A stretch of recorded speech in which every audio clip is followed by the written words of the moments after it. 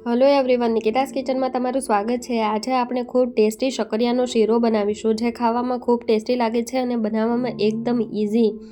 તે માટે મેં અહીં 500 ગ્રામ શક્કરિયા લીધા છે। શક્કરિયામાં આપણે પાણી નાખી તેને બાફી લઈશું, અથવા તો શક્કરિયાને આપણે સ્ટીમ પણ કરી શકીએ છીએ। 5 થી 6 મિનિટ આપણે ધીમા ગેસે તેને બાફી લઈશું। જોઈ શકો છો, આપણા શક્કરિયા બફાઈ ગયા છે। હવે તેની છાલ કાઢી લઈએ।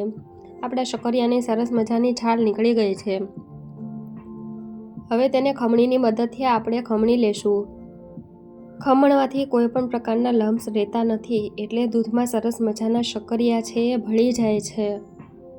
શક્કરિયાનો શીરો છે એ ખાવામાં ખૂબ ટેસ્ટી લાગે છે, એટલે આ રેસીપી એકવાર જરૂરથી ટ્રાય કરજો।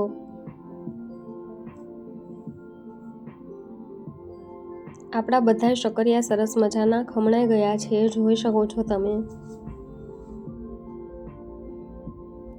હવે પેનમાં આપણે શક્કરિયાનો માવો નાખીશું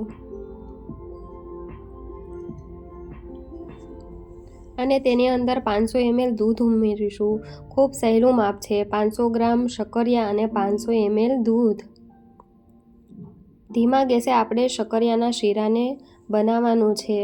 ધીરે ધીરે હલાવી લઈશું। આ શીરો ખાવામાં ખૂબ ટેસ્ટી લાગે છે, એકવાર જરૂરથી બનાવજો। ફરાળમાં અને એમાં પણ આ શીરો ખાવામાં ચાલે છે।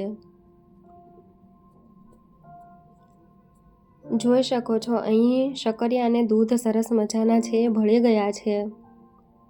તેની અંદર આપણે 1 વાટકી સાકર ઉમેરીશું।